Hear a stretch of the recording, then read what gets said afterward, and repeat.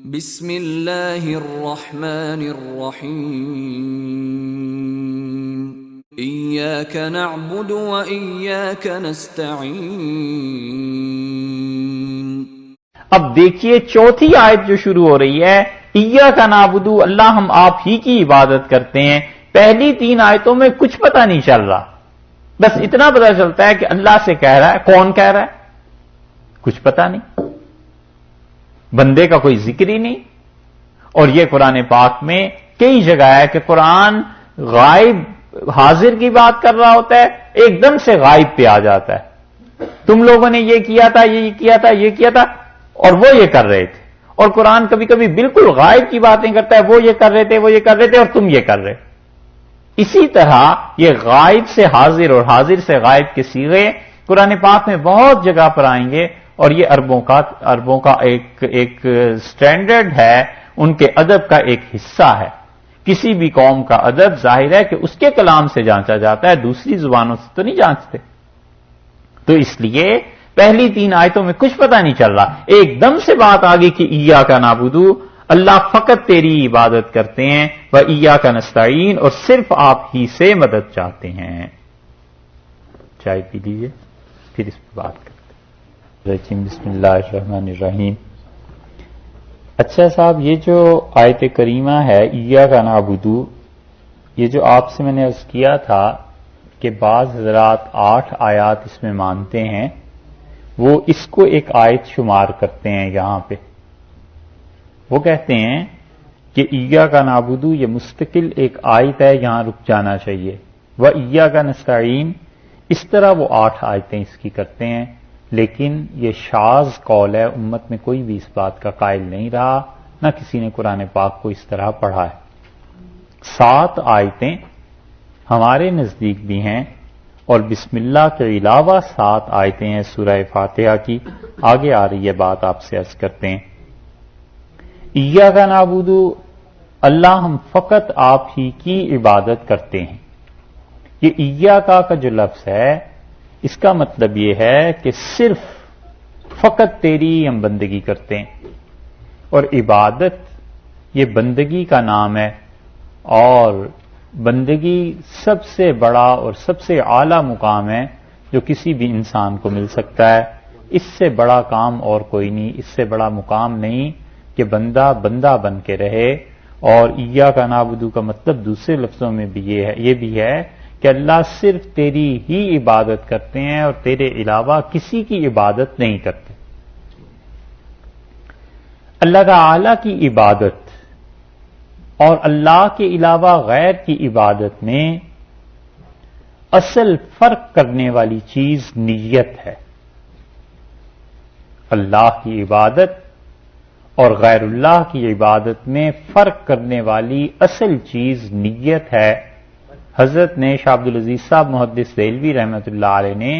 اپنے فتاویٰ میں تفسیر میں ایک جگہ بہت اچھی بحث اس پہ کی ہے، اور بتلایا ہے کہ اصل میں فرق کرنے والی چیز انسان کی نیت ہے۔ ایک آدمی اپنے عقیدے میں کسی کے متعلق بھی، حتیٰ کہ انبیاء علیہ الصلوۃ والسلام میں سے کسی نبی علیہ السلام کے متعلق بھی اس کا عقیدہ یہ ہے کہ یہ میرے حالات کو جانتے ہیں سب کچھ، اور جو چاہیں سو کر سکتے ہیں، نفع نقصان یہ سب چیزیں ان کے اختیار میں ہیں۔ اب اس عقیدے کے تحت وہ اگر ان کے سامنے ہاتھ بھی باندھے گا تو یہ بھی شرک کی ایک قسم ہے، کیونکہ ہاتھ باندھنا بندگی کی علامت، سجدہ کرے گا تو بھی شرک ہے، رکوع کرے گا تو بھی شرک ہے، ان کے نام کا کوئی جانور ذبح کرے گا تو بھی یہ شرک ہے۔ اور اس پہ تقویت الایمان میں مولانا اسماعیل شہید رحمۃ اللہ علیہ نے لمبی بحث کی ہے، وہ پڑھنی چاہیے۔ اور اگر کسی انسان کا یہ عقیدہ نہیں ہے کسی کے بارے میں، اور پھر وہ اس کے سامنے سجدہ کرتا ہے، تو ہم یہ کہیں گے کہ یہ حرام فعل ہے، بالکل نہیں کرنا چاہیے تھا، کبیرہ گناہ کیا ہے، مگر شرک نہیں ہے، کیونکہ اصل میں فرق کرنے والی چیز وہ نیت ہے، اس کا ارادہ اور عقیدہ ہے کہ کس عقیدے کے تحت وہ کیا کام کر رہا۔ یہ فقہا نے اس کی تفصیل لکھی ہے، اور ایاک نعبد جو یہاں لائے ہیں تو جڑ کاٹ دی شرک کی کہ آدمی کہتا ہے کہ پروردگار فقط تیری عبادت کرتا ہوں، یعنی اے اللہ تیرے علاوہ کسی کی عبادت نہیں کرتا، اور عبادت کی جتنی بھی قسمیں ہیں وہ سب کی سب تیرے ہی ساتھ ہیں، تیرے علاوہ کسی کے ساتھ نہیں ہیں۔ وہ عبادت خواہ مال سے ہو اور وہ خواہ عبادت جان سے ہو، جس طرح کی بھی عبادت ہے وہ گویا اللہ ہی کے لیے کرتا ہے۔ عبادت کے مفہوم میں دو چیزیں ہم نے بتایا آپ کو کہ وہ داخل ہیں، ایک معبود کے متعلق یہ عقیدہ رکھنا کہ اسے ہمارے حالات کا علم ہے، اور دوسرے اس کے متعلق یہ عقیدہ رکھنا کہ نفع اور نقصان یہ چیزیں اس کے پاس ہیں۔ اس اعتقاد اور شعور کے ساتھ جس کو بھی معبود مانے وہ اس کا مالک قرار پائے گا اس کے عقیدے کے مطابق۔ اللہ کو مانے گا اللہ کی عبادت ہے، اور کسی اور کو مانے گا تو اس کی عبادت کرے گا لیعذ باللہ۔ مدارج السالکین ایک کتاب ہے ابن قیم رحمۃ اللہ علیہ کی۔ یہ ابن قیم جو ہے نا، یہ کہنے میں شاگرد ہیں ابن تیمیہ کے، شیخ الاسلام کے رحمۃ اللہ علیہ، مگر حقیقت میں بعض جگہ پر ابن قیم رحمۃ اللہ علیہ کا علم اور ان کی قلم کی روانی اور جولانی اور ان کے معارف اور ان کے علوم اپنے شیخ سے بھی آگے۔ ہرات ہے نا افغانستان میں، یہاں کے ایک صوفی تھے، انہوں نے ایک کتاب لکھی، عبداللہ انصاری ہروی، ہرات کے رہنے والے تھے رحمۃ اللہ علیہ، انہوں نے ایک کتاب لکھی تھی منازل السائرین، عربی میں تصوف پہ، اور ابن قیم رحمۃ اللہ علیہ نے اس کی شرح کی ہے 5 جلدوں میں یا 4 جلدوں میں، اب جو چھپی ہے کوئی کہیں 5 میں کہیں 4 میں، مدارج السالکین کے نام سے، اور بہت اچھی کتاب ہے، اور ترجمہ غالباً ابھی تک اس کا ہوا نہیں اردو میں، مگر عربی کبھی آ جائے پڑھنی لکھنی تو اس کتاب کو پڑھیے گا، اسے پڑھ کے احساس ہوتا ہے کہ مدارج السالکین میں انہوں نے کن کن مقامات پہ بحث کی۔ اور شیخ نے ایک جگہ جو عبارت لکھی ہے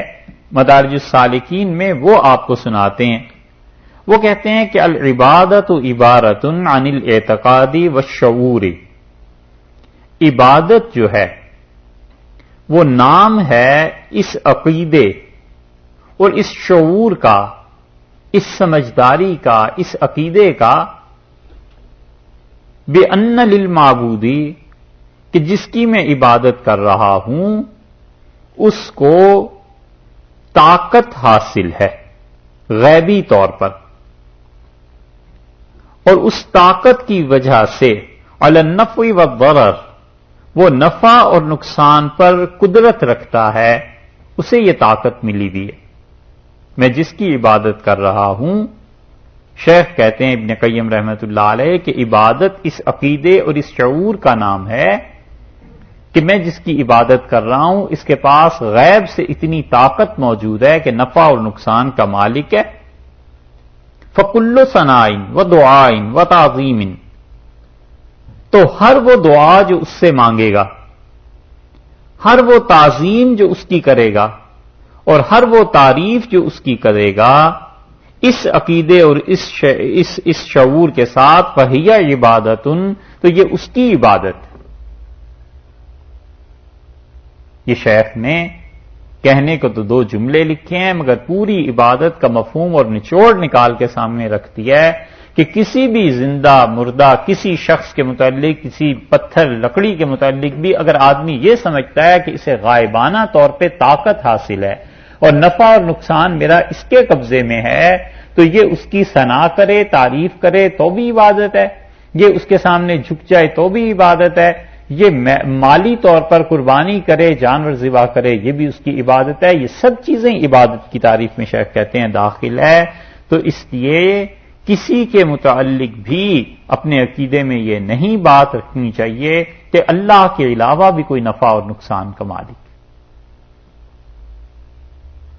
وہ امور جن کا تعلق انسانوں سے نہیں، انسانوں سے بلند و بالا چیزیں، اولاد کا دینا ہے، رزق کی تنگی اور کمی ہے یا بڑھوتی اور اضافہ ہے، دشمن پہ فتح ہے، بارشوں کا برسنا ہے، یہ سب کی سب چیزیں ایسی ہیں جو اللہ ہی کے قبضے میں ہیں۔ ان چیزوں کو کسی کے متعلق بھی سوچ لے آدمی کہ اس کے قبضے اور بس اور اختیار میں یہ چیز ہے، اور اس کے ساتھ ساتھ یہ عقیدہ بھی ہو، تو جب عقیدہ یہ ہوگا اور اس کے تحت وہ سجدہ کرے، رکوع کرے، بکرا ذبح کرے، دمبا لے جائے، اور یا ان کے سامنے کوئی عبادت کا فعل انجام دے، تو فقہا کہتے ہیں کہ یہ کفر ہے یا شرک ہے، ایسے نہیں کرنا چاہیے۔ اور یہ عقیدہ نہ ہو تو پھر اگر عبادت کے مراسم، عبادت کی چیزیں ان کے لیے بجا لائے گا تو اس سے پھر بھی منع تو کیا جائے گا۔ سجدہ تو نہ کرے، وہ تو اللہ ہی کا حق ہے، رکوع تو نہ کرے، وہ تو اللہ ہی کا حق ہے، لیکن اس کے مشرک ہونے کا فتویٰ بھی نہیں دیا جا سکتا۔ یہ ہے وہ چیز جو فرمائی ہے کہ دیکھو ایاک نعبد، بندہ یہ کہتا ہے کہ پروردگار ہم فقط آپ ہی کی عبادت کرتے ہیں، یعنی اللہ میرا یہ عقیدہ ہے کہ نفع اور نقصان کا مالک بھی تو ہی ہے، اور میری تمام حاجات اور ضروریات کو بس تو ہی جانتا ہے، اور میں نفع اور نقصان دونوں میں تیرے ہی ساتھ وابستہ ہوں، اور تجھی سے دعا مانگتا ہوں، تیری عبادت کرتا ہوں۔ یہ ایاک نعبد جو ہے یہاں تک تو تھا بندہ، اب اس کے بعد کہتا ہے وہ ایاک نستعین، اے اللہ صرف آپ ہی سے استعانت چاہتا ہوں۔ تو عبادت اور غیر عبادت میں آپ سمجھ گئے نا کہ اصل چیز فرق کرنے والی وہ نیت ہے، وہ عقیدہ ہے، ٹھیک ہے؟ ایاک نستعین، اللہ صرف آپ ہی سے مدد چاہتا ہوں، تو اس کا لب لباب اور خلاصہ یہ ہوا کہ اللہ تیرے علاوہ میں کسی سے مدد نہیں مانگتا۔ اس مدد کی دو قسمیں ہیں، ایک قسم تو وہ ہے جس کا تعلق ظاہر کی زندگی کے ساتھ ہے، وہ تو مانگنی ہے، اس کے بغیر زندگی تھوڑے ہی چلتی ہے۔ قرآن پاک میں آیا کہ ذوالقرنین نے کہا اعینونی بقوہ، میری مدد کرو اور یہ لوہا اس کو پگھلاؤ اور یہاں پر ایک دیوار بنانی۔ حضرت عیسیٰ علیہ السلام نے کہا من انصاری الی اللہ، کون ہے جو اللہ کی راہ میں میرا مددگار ثابت ہو۔ آپ کسی سے کہتے ہیں کھانا کھلا دیجئے، پانی پلا دیجئے، یہ کال کر دیجئے، یہ سب چیزیں ظاہری اسباب میں ہیں نا، اس کے بغیر تو زندگی چل نہیں سکتی، وہ چیز صحیح ہے۔ اور ایک مدد مانگنی ہے وہ جو انسانوں کے بس کی بات ہی نہیں، مثلا بارش نہیں ہو رہی تو آدمی اب کہے کہ صاحب آپ بارش برسا دیجئے، علیہ باللہ، یہ کسی انسان کے بس کی بات تھوڑی ہے۔ کوئی آدمی کسی سے کہے کہ آپ شفا دے دیجئے، ڈاکٹر سے یہ تو کہہ سکتا ہے کہ ڈاکٹر صاحب آپ دوائی دیں، اسے اچھی طرح دیکھیں، اللہ کرے اسے شفا ہو جائے، یہ تھوڑا ہی کہتا ہے کہ ڈاکٹر صاحب شفا دے دیں۔ تو وہ چیزیں جو اسباب سے اوپر کے درجے کی ہیں اور جن کا تعلق محض ذات باری تعالی سے ہے، اس میں اللہ کے ساتھ کسی سے بھی مدد مانگے گا تو وہ شرک کہلائے گا۔ اس لیے استعانت کی دو قسمیں ہمارے اساتذہ کرتے تھے، وہ اسے آسان سا نام دیتے تھے، وہ کہتے تھے کہ استعانت ما تحت الاسباب، اسباب کے نیچے جو ہے عالم اسباب میں، اور ما فوق الاسباب جو اسباب سے اوپر کے ہے، فوقیت ہے اوپر کے درجے میں، تو وہ کہتے تھے ما تحت الاسباب جو اسباب کے درجے میں آتی ہے وہ جائز ہے، بالکل بسا اوقات فرض واجب ہو جاتی ہے، اور جو فوق الاسباب ہے، اسباب سے اوپر ہے، اس میں اللہ کے علاوہ کسی سے مدد نہیں مانگی جا سکتی۔